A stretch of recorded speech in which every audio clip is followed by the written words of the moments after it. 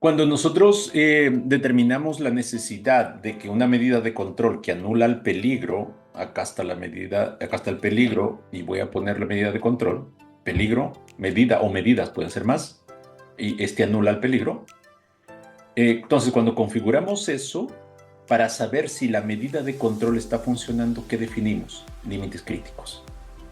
Por ejemplo, cocción, en donde estoy cocinando en un horno, alitas de pollo, podría tener salmonela, es muy probable, y yo debo eliminar la salmonela.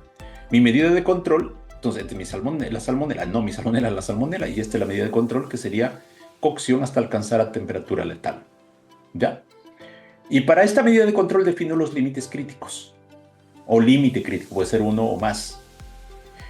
Y el límite crítico tiene que ver con una variable de la medida de control. Por ejemplo, en este caso yo digo cocción hasta alcanzar una temperatura letal, la variable es temperatura. Puede ser tiempo dependiendo del tipo de proceso.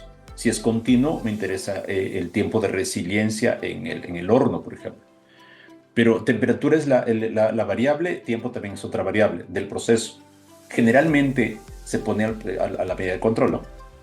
El límite crítico. Y de ese punto de vista, el límite crítico es un KRI, es un indicador de riesgo, que yo le pongo una meta que debe alcanzar, que eso hago con el límite crítico. Yo digo, la temperatura tiene que estar sobre 72 grados centígrados. Esa es mi meta y yo debo alcanzarlo. Por eso es un indicador de riesgo, un KRI, Risk Indicator.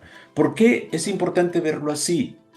Porque va a ser más fácil que cuando usted define medidas de control a aplicar, usted dice, a ver, ¿qué variables debo tener y monitorear? Porque para eso sirve el límite crítico, para monitorear. ¿Ya? Yo monitoreo el límite crítico, pero eso vamos a hablar después, en otro video. Pero entonces, si yo lo veo desde el punto de vista que es un indicador de riesgo que tiene que ver con las variables de la medida de control, yo identifico qué variables son importantes de la medida de control que debo controlar, entre comillas, que debo medir, que debo observar, y le pongo una meta. Si no se alcanza la meta, el control no fue suficiente y el peligro puede estar presente en el producto. Puede, no es certeza, por eso tengo que evaluar si es que hay una desviación. Coménteme si le queda claro.